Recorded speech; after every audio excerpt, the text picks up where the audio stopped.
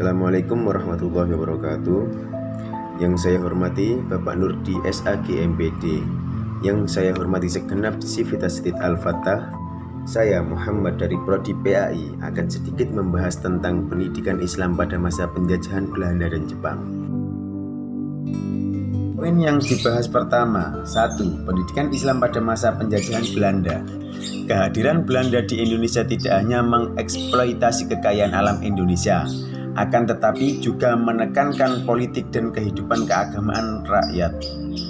Segala aktivitas umat Islam yang berkaitan dengan keagamaan ditekankan. Belanda terus menerapkan langkah-langkah yang membatasi gerak pengamalan agama Islam. Upacara-upacara keagamaan yang dilakukan secara terbuka dilarang.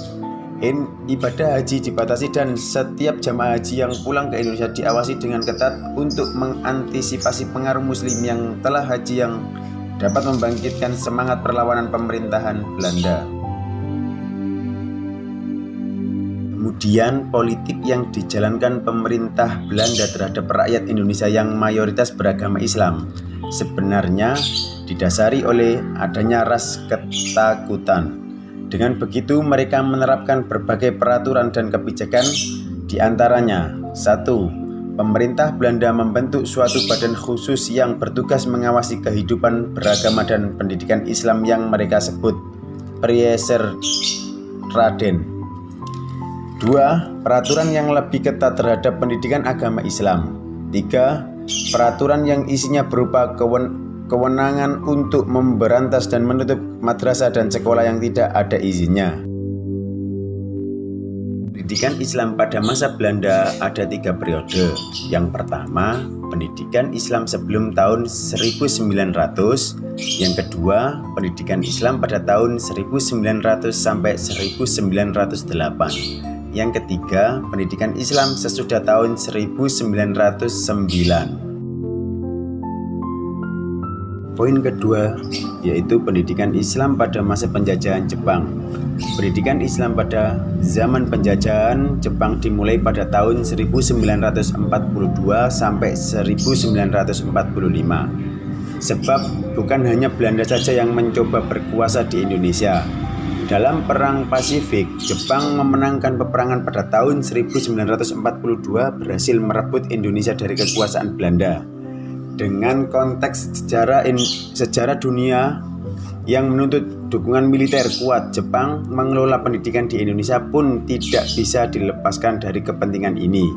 Sehingga dapat dikatakan bahwa sistem pendidikan di masa pendudukan Jepang sangat dipengaruhi motif untuk mendukung kemenangan militer dalam peperangan Pasifik.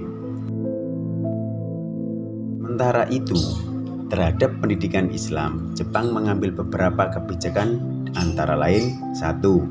Mengubah kantor For Islamistischen pada masa Belanda. 2. Pondok pesantren sering mendapat kunjungan dan bantuan pemerintah Jepang. 3. Mengizinkan pembentukan barisan Hizbullah. 4. Mengizinkan berdirinya Sekolah Tinggi Islam di Jakarta. Yang kelima, diizinkannya ulama dan pimpinan nasionalis pembentuk Barisan Pembela Tanah Air atau yang disebut PETA. 6. Diizinkannya Majelis Islam A'la Indonesia atau yang disebut MIAMI terus beroperasi.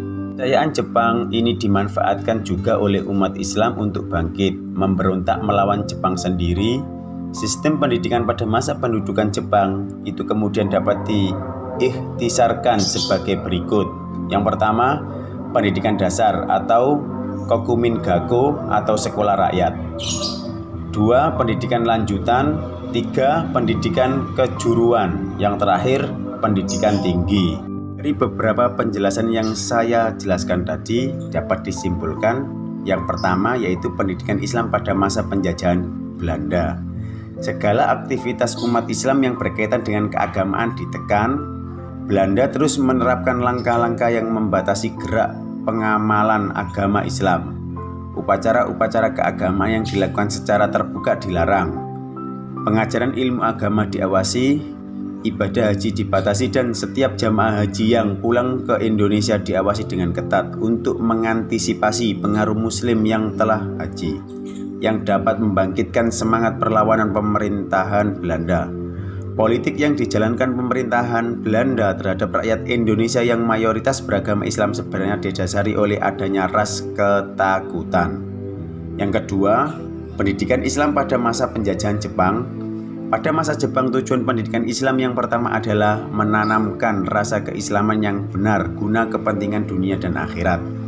Dan yang kedua, membelah bangsa dan tanah air untuk mendapatkan kemerdekaan bangsa itu sendiri ataupun kemerdekaan secara manusiawi.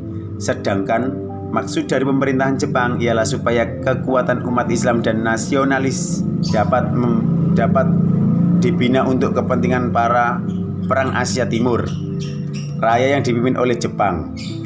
Jepang membentuk badan-badan pertahanan rakyat seperti Haiho, Peta, Koibun, dan sehingga penderitaan rakyat lahir dan batin makin tak tertahankan lagi. Sekian dari saya. Apabila ada kata-kata yang kurang enak didengar atau salah pengucapan dari saya, mohon dimaafkan atau dimaklumi. Assalamualaikum warahmatullahi wabarakatuh.